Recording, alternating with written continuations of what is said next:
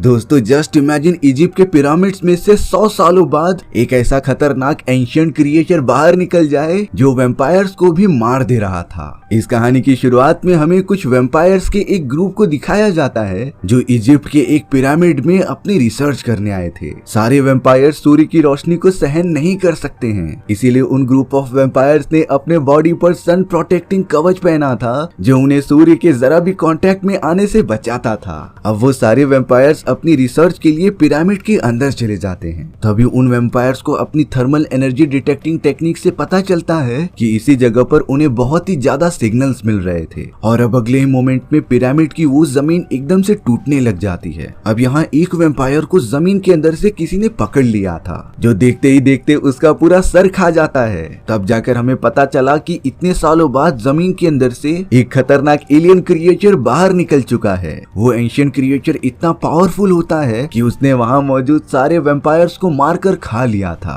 और अब वो क्रिएचर इतने सालों बाद बाहर निकल के कहीं दूर चला जाता है। अब हमें दूसरी तरफ ब्लेड नाम का एक आदमी दिखाया जाता है जिसकी फाइनेंशियल कंडीशन खराब होने के कारण वो अलग अलग नौकरियां करता था, लेकिन अगर ब्लेड मेरी बात फॉलो करता तो उसके पास आज बहुत सारे पैसे जमा हो जाते। दोस्तों आपने पबजी, फ्री फायर जैसे गेम्स खेले ही होंगे जिनमें पैसा कमाना बहुत ही ज्यादा मुश्किल होता है, लेकिन बहुत ज्यादा सर्च करने के बाद मुझे मिली है ये रम्मी नोबल नाम की एक एप्लीकेशन जिसमें बहुत ही कम एफर्ट डालकर अच्छा खासा पैसा कमाया जा सकता है। रम्मी नोबल एप्लीकेशन में अपनी डिटेल्स डालकर जैसे ही आप साइन अप करोगे आपको तुरंत ही 41 रुपीज का बोनस अमाउंट मिल जाएगा जिससे आप कोई भी गेम खेल सकते हो। आपको अगर और भी पैसे ऐड करने हैं तो 500 से रिचार्ज करा सकते हो, क्योंकि जितना आप इन्वेस्ट करोगे मैं डेफिनेटली कहता हूँ कि वो रिकवर हो ही जाएगा। इजीली पैसे कमाने के लिए मैं आपको सबसे बेस्ट ट्रिक बताता हूँ, जैसे कि ये ड्रैगन वर्सेस टाइगर गेम। मैंने सबसे पहले ड्रैगन पे 10 रुपए लगा दिए, लेकिन यहाँ मुझे लॉस हो गया। पर अब यहाँ बारी आती है 3 गुना प्रेडिक्शन टेक्निक की। मैं अब की बार 10 नहीं बल्कि 30 रुपए ड्रैगन पर लगा रहा हूँ और ये ट्रिक सच में काम कर रही थी जिससे कि मेरा लॉस कवर हो गया। मैंने टाइगर पर भी यही ट्रिक अप्लाई करके देखी। भले ही मुझे शुरुआत में टाइगर पर 10 रुपए का लॉस हुआ, पर जैसे ही मैंने 3 गुना प्रेडिक्शन टेक्निक लगाते गया तब मेरे एक साथ सारे लॉस कवर हो चुके थे। यानी ज्यादा इन्वेस्ट करने पर ज्यादा फायदा।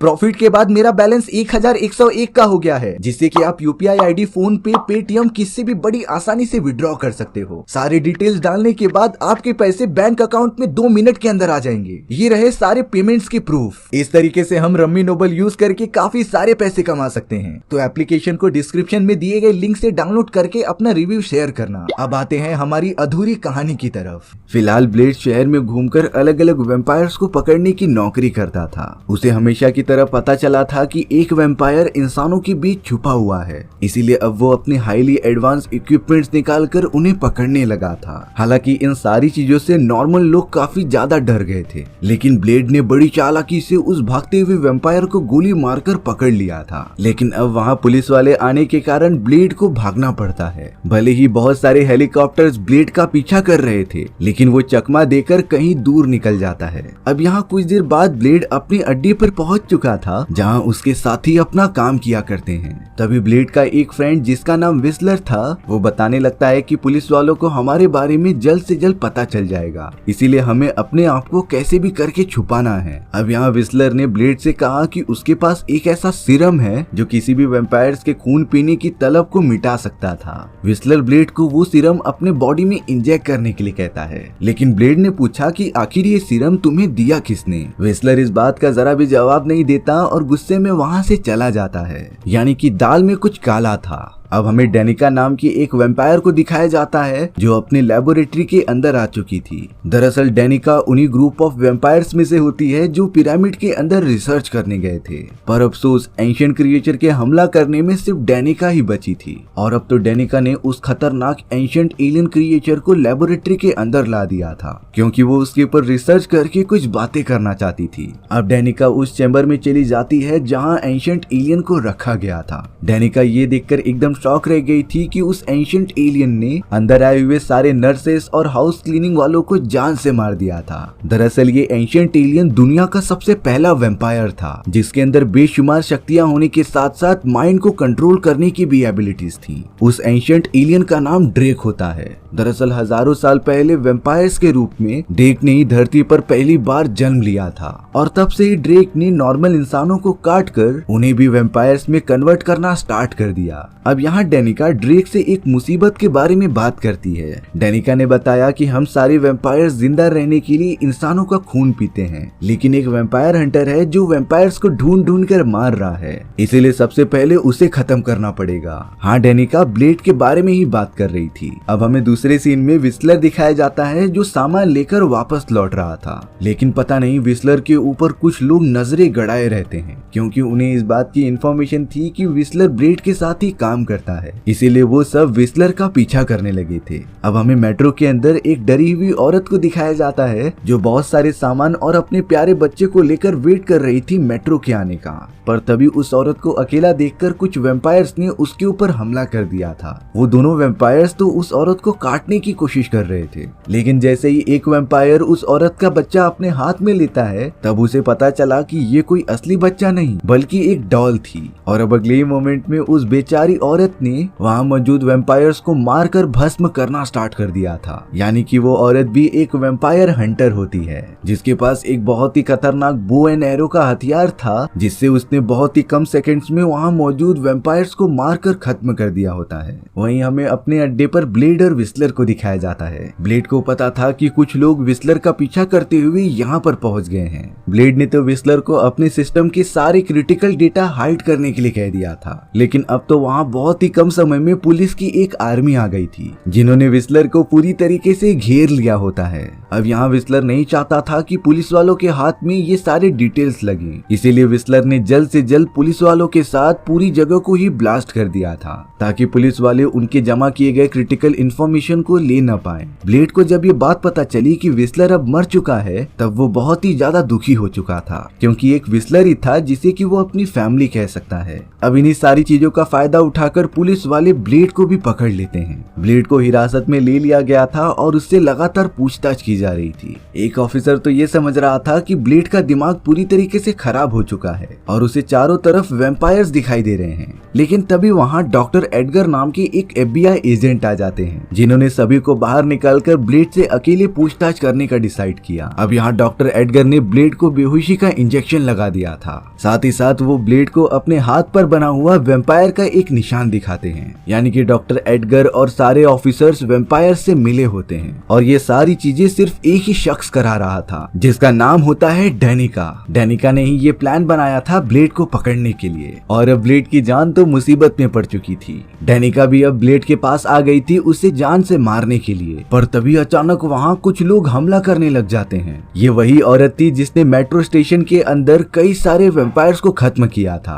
इस वेम्पायर हंटर का नाम एबिगेल होता है जो अपने साथी रायन के साथ ब्लेड की मदद कर रही थी। चारों तरफ हमला करने की वजह से डेनिका और उसके सभी साथियों का ध्यान भटक जाता है और अब रायन ने ब्लेड को एक ऐसा इंजेक्शन लगा दिया था जिससे उसकी खोई हुई सारी पावर्स वापस आ गई थी। ब्लेड तो एकदम तरोताजा महसूस करता है, साथ ही साथ वो काफी पावरफुल भी हो गया था। अब एबिगेल रायन और ब्लेड को लेकर वहाँ से निकलने ही वाली होती है, लेकिन बहुत सारे वेम्पायर्स उनके पीछे पड़े हुए थे। पर तभी वहाँ एक गाड़ी आती है और तीनों उसके अंदर बैठकर निकल चले थे। दरअसल ये सब एबिगेल के ही टीम के मेंबर्स होते हैं। अब एक सेफ जगह पर आने के बाद ब्लेड उन सारे लोगों से बातें करने लगा था। रायन बताता है कि हम सभी ने ही विस्लर की मदद की थी वो सीरम बनाने के लिए, जो सीरम ब्लेड ने लेने से मना कर दिया था। और अब जाकर ब्लेड को ये सच्चाई पता चली कि एबिगेल और कोई नहीं बल्कि विस्लर की इकलौती बेटी है। वहीं दूसरी तरफ डेनिका अपने सभी साथियों पर काफी गुस्सा हो रही थी क्योंकि उन्होंने ब्लेड को जस्ट मार ही दिया था, लेकिन ब्लेड फिर से भाग गया। इन सारी बातों की वजह से डेनिका बहुत ही ज्यादा गुस्से में थी। उसे समझ नहीं आ रहा था कि आखिर वो ब्लेड को पकड़ने के लिए क्या करे। पर अब अचानक से थोड़ी देर बाद ही डेनिका के पास ड्रेक आ जाता है जो कह रहा था कि मेरे पास एक अच्छा तरीका है ब्लेड और उसके साथियों को पकड़ने का।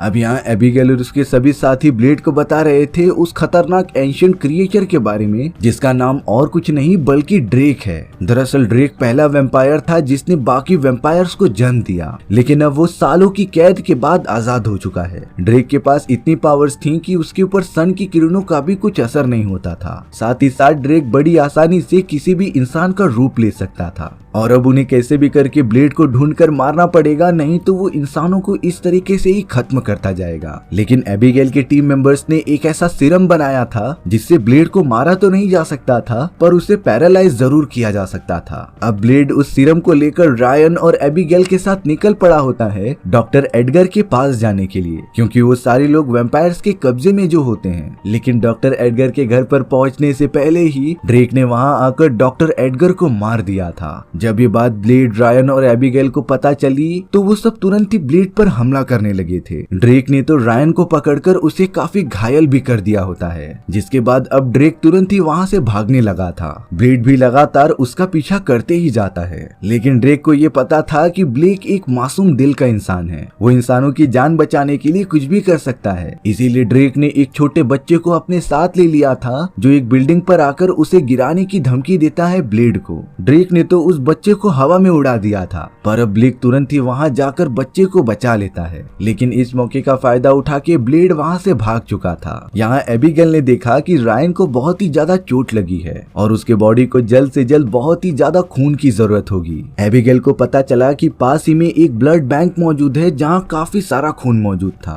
इसीलिए अब एबिगेल निकल पड़ती है ब्लेड के साथ वहां जाने के लिए। लेकिन उस जगह पर मिलिट्री चीफ भी मौजूद था। ब्लेड तो चीफ को देखकर काफी सोच में पड़ गया था कि वो यहाँ क्या कर रहा है। चीफ के चेहरे पर तनाव साफ साफ दिखाई दे रहा था। इसीलिए अब ब्लेड चीफ को धमकाकर पूछने लगा होता है कि आखिर तुम कौन सा इलीगल काम कर रहे हो। अंत में जाकर चीफ को बताना ही पड़ा। वो तो ब्लेड और एबिगेल को एक बहुत ही बड़े कारखाने में लेकर जाता है। ताज्जुब की बात ये थी कि वहाँ बहुत सारे इंसानों को एक छोटे से चैम्बर में कैद करके रखा गया था। चीफ ब्लेड को बताता है कि ये सारी वो इंसान हैं जिनकी बॉडी में से वैम्पायर्स ने सारा ब्लड निकाल दिया था। जिसके बाद चीफ की टीम इन्हीं सारे लोगों को पकड़कर उनके ऊपर एक्सपेरिमेंट करती थी। शहर में मौजूद सारे वैम्पायर्स जानबूझकर ऐसा कर रहे थे जिससे कि पुलिस वालों को पता भी ना चले कि मर्डर हुआ है और उन वैम्पायर्स की खून पीने की तलब भी खत्म हो जाए। वैम्पायर्स ह्यूमन की बॉडी में से सारा खून पीकर थोड़ा सा ही खून छोड़ देते थे, जिससे कि सिर्फ उनका दिमाग ही जिंदा रहे। और अब मिलिट्री चीफ इन सारे लोगों को पकड़कर उनके ऊपर एक्सपेरिमेंट करते हैं। ब्लेड ये बात जानकर बहुत ही ज्यादा गुस्सा हो चुका था, इसीलिए वो तुरंत ही मिलिट्री चीफ को पकड़कर मार देता है। ब्लेड ने तो उस कारखाने में मौजूद सारे कैद हुए इंसानों को रिहा कर दिया था। हालांकि उन्हें रिकवर होने में काफी टाइम लगेगा। अब यहाँ एबिगेल के अंदर उसके सारे साथी मौजूद थे, पर अब उस जगह पर डेनिका और बाकी लोग भी आ जाते हैं। ड्रेक ने तो उन सभी को गुमराह करने के लिए विस्लर का रूप धारण कर लिया था। लेकिन एबिगेल के साथियों को पता होता है कि विस्लर तो मर चुका है, आखिर वो फिर से जिंदा कैसे हो गया। और अब अगले मोमेंट में ड्रेक अपने असली रूप में आकर उन सभी को मारने लग जाता है। कुछ देर बाद जब एबिगेल और ब्लेड अपने अड्डे पर पहुंचते हैं, तब उन्होंने देखा कि उनके सारे साथी मारे जा चुके हैं, सिर्फ रायन वहां पर मौजूद नहीं है। यानी कि ड्रेक के लोग रायन को अपने साथ लेकर चले गए हैं, जो ऑब्वियसली उसे टॉर्चर कर रहे होंगे। ये सारी बातें जानकर ब्लेड बहुत ही ज्यादा गुस्सा होता है। उसने तो एबिगेल से अपनी सारी तैयारी करने के लिए कह दिया था, जिससे कि वो जल्द से जल्द उन वैम्पायर्स को जाकर खत्म कर सकें। ब्लेड पहली बार अपने एडवांस वेपन्स निकालता है जो उसने इतने सालों तक बनाए रखे थे। उन हथियारों के अंदर नुकीले ब्लेड से लेकर काफी एडवांस गोलियां थी, जो किसी भी वैम्पायर्स को खत्म करने में सक्षम होती हैं। सारी तैयारियां करने के बाद ब्लेड और एबिगेल निकल पड़े थे उन वैम्पायर्स को रोकने के लिए। वहीं दूसरी तरफ हमें रायन को दिखाया जा रहा था, जिसे कि वो सारे वैम्पायर्स टॉर्चर कर रहे थे। उन बुरे वैम्पायर्स में तो ट्रिपल एच भी होता है, जो काफी बड़ा और भयानक था। वो सब लगातार मिलकर रायन को मारते ही जा रहे थे। तभी अचानक हवा के अंदर कुछ अजीब सी चीज फैलने लगती है, जिससे उन सारे वैम्पायर्स का दम घुटने लगा था। रायन तुरंत ही समझ जाता है कि ब्लेड की एंट्री हो चुकी है। ब्लेड और एबिगेल एकदम हीरो की तरह एंट्री मारते हैं उन वैम्पायर्स के अड्डे में और रायन को बचाने चले जाते हैं। लेकिन उन्हें इस बात का अंदाजा ही नहीं था कि इस अड्डे पर बहुत सारे वैम्पायर्स मौजूद होंगे और अब वही वैम्पायर्स उन दोनों पर लगातार हमला करने लग जाते हैं। ब्लेड और एबिगेल भी अपनी पावर्स का यूज करके उन्हें मारते जा रहे होते हैं। वहीं रायन को भी एक अच्छा मौका मिल गया था और वो ट्रिपल एच से अपना बदला पूरा करता है। रायन ने ट्रिपल एच को भी लगातार हराते हुए उसे भस्म कर दिया था। वहीं दूसरी तरफ हमें ब्लेड को दिखाया जाता है, जिसके सामने और कोई नहीं बल्कि वही एंशिएंट एलियन ड्रेक था। अब वो दोनों ठीक आमने सामने थे तो लड़ाई शुरू हो जाती है। दोनों ही शुरुआत में एक दूसरे को काफी अच्छी टक्कर दे रहे थे, लेकिन अब ड्रेक अपने खतरनाक एंशिएंट एलियन वाले रूप में वापस आ जाता है, यानी उसकी पावर्स अब फुल हो चुकी थी। ड्रेक ने ब्लेड पर लगातार हमला करते हुए उसे मारने का मौका ही नहीं दिया और ब्लेड को काफी ज्यादा घायल भी कर दिया था। देखने पर लग रहा होता है कि शायद यही ब्लेड का अंत है, क्योंकि वो इतने खतरनाक एलियन जो इतने सालों से जमीन के अंदर कैद था, उसे इतनी आसानी से बाकी वैम्पायर्स की तरह नहीं हरा सकता। एबिगेल भी अब सारे वैम्पायर्स से लड़ती हुई आगे बढ़ते जा रही थी, लेकिन अब किसी को भी आइडिया नहीं होता कि ब्लेड की जान जाने वाली है। एबिगेल दूर से ये देख रही थी कि ड्रेक अपने असली एंशिएंट वाले फॉर्म में आकर ब्लेड की पावर्स एब्जॉर्ब करके उसे खत्म करना चाहता है। इसीलिए एबिगेल अपनी टीम द्वारा बनाए गए उस खतरनाक सीरम को निकालती है जो उस एंशिएंट एलियन वैम्पायर को भी पूरी तरीके से खत्म कर सकता था। एबिगेल तुरंत ही उस सीरम को एक एरो पर बांधकर अपनी बो की मदद से ड्रेक पर फायर कर देती है, लेकिन ड्रेक इतना चालाक था कि वो एबिगेल के हमले को सेंस कर लेता है। उसने तो अपने हाथ से उस तीर को रोक लिया था, जिससे एबिगेल का ये वार एकदम से बेकार चला जाता है। लेकिन वो इस तरीके से ब्लेड को मरने नहीं देना चाहती थी, लेकिन अब एबिगेल ने एक बार फिर उस एंशिएंट एलियन पर फायर कर दिया, पर इस बार वो उसके बॉडी पर नहीं बल्कि ब्लेड के थोड़ा सा पास में मारती है। ब्लेड भी समझ चुका था कि ये एबिगेल का एक प्लान है। यहाँ उस एंशिएंट क्रिएचर का पूरा ध्यान एबिगेल की तरफ था, इसीलिए अब ब्लेड अपने पास ही में पड़े हुए सीरम को उठाकर एंशिएंट एलियन के बॉडी में तुरंत ही घुसा देता है, और अब सीरम का असर होते ही वो एलियन काफी ज्यादा कमजोर होने लगा था। एंशिएंट एलियन के सारे बॉडी सेल्स अलग अलग होकर टूटने लग जाते हैं, यानी कि वो अब पूरी तरीके से खत्म हो रहा था। देखते ही देखते एंशिएंट एलियन पूरा राख बन जाता है, और अब उस एंशिएंट एलियन के लिए काम करने वाले सारे लोग जिन्हें कि उसने अपनी थोड़ी थोड़ी पावर्स दी थी, वो भी अब एकदम से आउट ऑफ कंट्रोल होकर बेहोश हो जाते हैं। यानी कि ब्लेड, एबिगेल और उसके सभी साथियों ने मिलकर इंसानियत पर से एक बहुत ही बड़ा खतरा हटा दिया। ब्लेड और एबिगेल अपने सभी साथियों को लेकर वहां से चले गए थे, और अब तो ब्लेड को अपनी एक नई टीम मिल चुकी होती है, जिनकी मदद से वो इंसानों को वैम्पायर्स के हमले से बचा सकते हैं। भले ही पुलिस वाले ब्लेड और उसकी टीम के बारे में कुछ भी सोचें, लेकिन वो सब इसी तरीके से ह्यूमंस की मदद करते ही रहेंगे। अब हमें कुछ दिनों बाद का सीन दिखाया जा रहा था, जहाँ बहुत सारे पुलिस वाले उस फाइटिंग वाले एरिया में आकर छानबीन करने लग जाते हैं। पुलिस वालों को तो वहाँ पता नहीं कैसे ब्लेड की डेड बॉडी मिली थी। एक तरह से वो सब खुश भी हो रहे थे, क्योंकि वो सब भी ब्लेड को मारने की कोशिश कर रहे होते हैं। अब पुलिस वाले ब्लेड को अपने लेबोरेटरी में लेकर आ गए थे, लेकिन उन्हें जरा भी अंदाजा नहीं था कि उनकी मौत अब करीब है, क्योंकि ये ब्लेड नहीं बल्कि वही खतरनाक एंशिएंट एलियन ड्रेक था, जिसने ब्लेड का रूप धारण कर लिया होता है। यानी ड्रेक अभी तक मरा नहीं था, और अब वो अपनी आंखें खोल लेता है और एकदम से खड़ा हो जाता है। ड्रेक ने देखते ही देखते वहाँ मौजूद सारे इंसानों और डॉक्टर्स को मारना स्टार्ट कर दिया था। वो तो किसी पर भी रहम करता ही नहीं। एबिगेल ने जो ड्रेक के ऊपर सीरम मारा था, उसने ड्रेक की जान तो नहीं ली, लेकिन उसके आधे से ज्यादा पावर्स खत्म कर दी थी। इसीलिए अब ड्रेक ने डिसाइड किया कि वो बहुत सारे ह्यूमंस का ब्लड पीकर फिर से पावरफुल हो जाएगा। उसने तो एक ही बार में लेबोरेटरी में मौजूद सारे इंसानों का ब्लड पी लिया था, और अब बारी थी बाकी सिटी में मौजूद इंसानों की। ड्रेक निकल पड़ता है अपनी इस खतरनाक मिशन के लिए, और इसी तरीके से हमारी ये कहानी यहीं पर खत्म हो जाती है। सो व्यूअर्स, आपको ये स्टोरी कैसी लगी कमेंट सेक्शन में बताना भूलना मत, और अगर आपको मेरा एक्सप्लेनेशन 1% भी अच्छा लगा होगा ना, तो वीडियो को लाइक एंड चैनल को सब्सक्राइब जरूर कर देना। मिलते हैं इसी तरीके की मजेदार कहानियों में, तब तक के लिए बाय बाय।